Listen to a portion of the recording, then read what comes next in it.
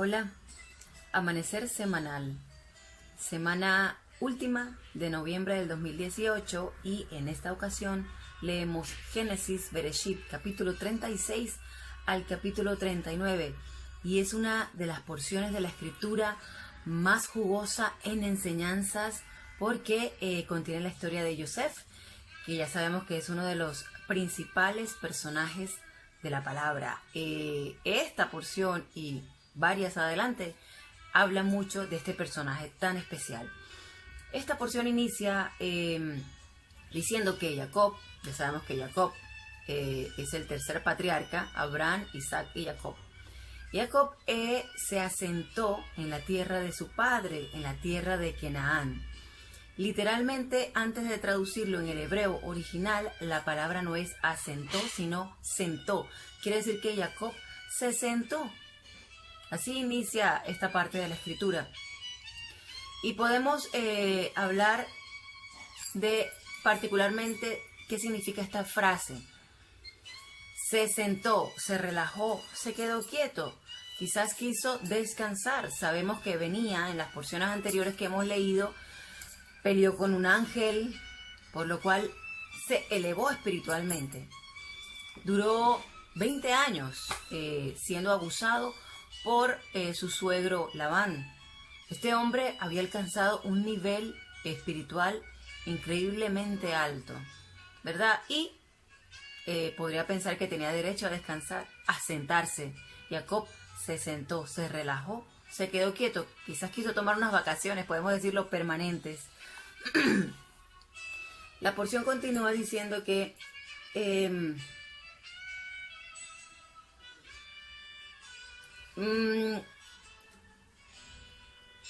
la enseñanza en esta parte, y es importante mencionarlo precisamente aquí, es: nosotros hemos venido a este plano terrenal. Ya sabemos que nuestro propósito principal de nuestra alma es ser corregidos, rectificar el alma, crecer espiritualmente, buscar las profundidades de nosotros mismos para ser mejores, lograr que la inclinación del mal que está en nosotros, en nuestra naturaleza, sea cada vez menor y aumentar, hacer crecer nuestra buena inclinación. Nuestro trabajo espiritual no va a parar nunca. Debemos hasta el último día de nuestra vida trabajar en nuestra corrección, en nuestra perfección. Por lo cual Jacob se sentó. Y en el momento que él se sienta, podemos decir que se enfrió. Es una buena forma de decirlo. ¿Y por qué lo decimos? Bueno, porque más adelante en la escritura habla de Yosef. Vamos a parar ahí un momentito y ahora lo vamos a enlazar con esta parte. Yosef era el hijo preferido de Jacob. Su último, no el último era Benjamín. Los dos hijos de Rachel, la esposa que él más amaba, fueron Yosef y Benjamín. Pero al tener a Benjamín, que es el hijo menor de Jacob, ella muere. Entonces, la escritura dice que Yosef era el preferido hijo de Jacob, por lo cual sus hermanos le tenían envidia. Jacob le regaló un manto hermoso de colores a Yosef. Era algo que se notaba. Él prefería a su hijo Yosef, pero en realidad había una afinidad entre Jacob y Yosef, porque vibraban en la misma instancia espiritual. Eran dos almas que vibraban de la misma manera, por lo cual tenían esa afinidad. El Midrash, por ejemplo, dice que Yosef era un hombre muy hermoso. En ese momento que estamos contando la historia tenía 17 años. Era un joven muy hermoso.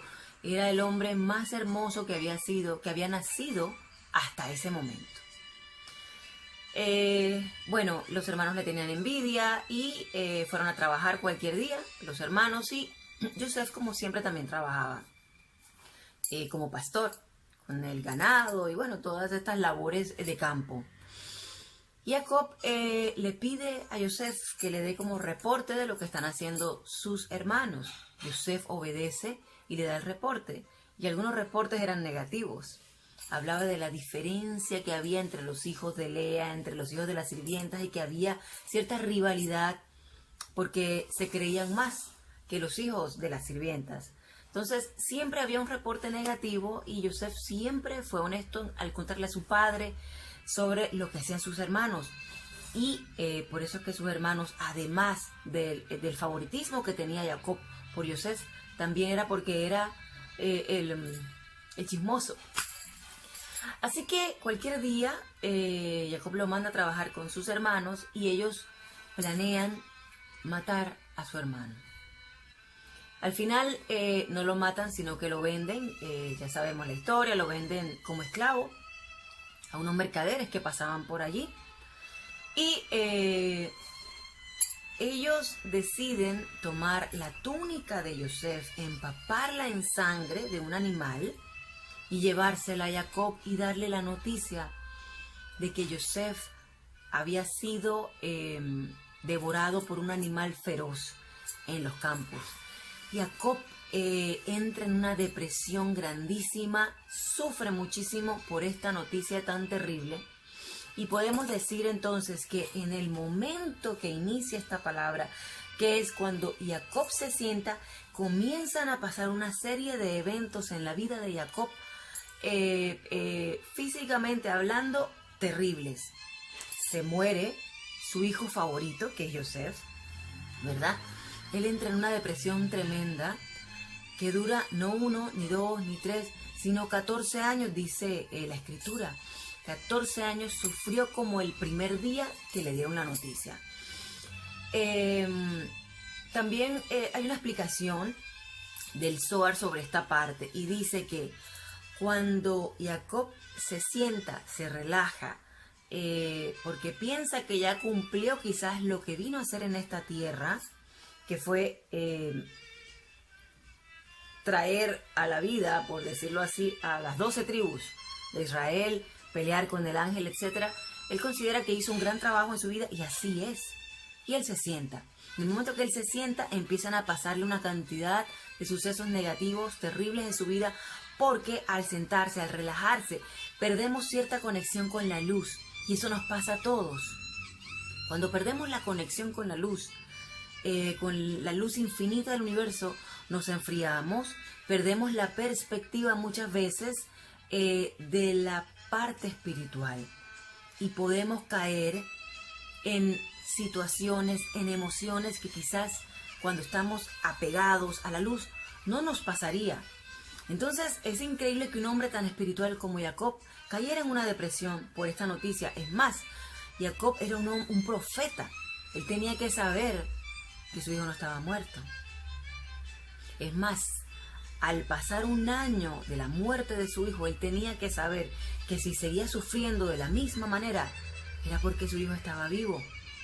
Porque lo normal es que después de un año, el sentimiento de la pérdida disminuya cada vez más. Así que Jacob entró en un letargo espiritual, podemos decirlo, sufrió mucho la pérdida de su hijo, durante 14 años dice la palabra que sufrió profundamente. Esto nos da la lección de nosotros hasta el último día de nuestra vida tenemos que estar activos en la consecución y el enfoque de nuestro crecimiento espiritual y personal. Esa es la misión primordial de nosotros en esta tierra y utilizar todo lo que nos ponen a nuestro alrededor, llámese familia, trabajo, amigos, circunstancias, situación económica, todo está colocado para que aprendamos lecciones para crecer espiritualmente. Quiere decir que las situaciones negativas a nuestro alrededor realmente son positivas porque nos adentran en un aprendizaje para nuestro crecimiento espiritual. Eso ya lo sabemos. Entonces, no podemos descuidarnos. Debemos siempre avanzar en nuestro estudio, en nuestra conexión con la luz. No podemos sentarnos. Así que más adelante, Yosef es entregado, es vendido en Egipto a Potifar, que era el jefe de los matarifes en Egipto. Tenía la posición más alta, quiere decir que era muy rico y tenía mucho poder. Yosef es entregado en manos de él y empieza a trabajar. Este jefe de los matarifes, Potifar, se da cuenta que todo trabajo que se le entrega a Yosef lo hace muy bien, también que prospera, aumenta y mejora todo aquello que se le entrega como labor a Yosef. Y cuando él se da cuenta de esta maravilla, va y le dice a Yosef: sé que Dios está contigo, por lo cual te entrego el mando de todo lo que está en mis manos. Pero una sola cosa no puedes tocar, no puedes comer mi pan. El Zohar explica que esta frase lo que quería decir específicamente era que le otorgaba el poder para mandar sobre todo, sobre su casa, sobre los trabajadores, sobre todo lo que él tenía, pero no tocar su pan se refería a su esposa. No podía tocar ni mirar a su esposa. Y así fue. Yosef tomó un mando muy alto, pero resulta que Potifara, la esposa de este hombre, estaba enamorada de Yosef. Y Yosef le correspondía. Así que resulta y pasa que con el tiempo se encontraron, estuvieron a punto de tener relaciones. Estaban en la cama, a punto de tener relaciones. Yosef como que entra en conciencia y se arrepiente. No tiene relaciones con ella y se va corriendo. Huye de la situación porque entiende que está mal. Pero en medio de esa huida deja su ropa. Y resulta que esta mujer llena de ira, de enojo, porque no pudo lograr estar con el hombre que ella quería, y lo que hace es vengarse, de tal manera que lo acusa de que él la violó, y la prueba que ella tiene es las ropas de Yosef. Aquí hay algo importante que quiero resaltar.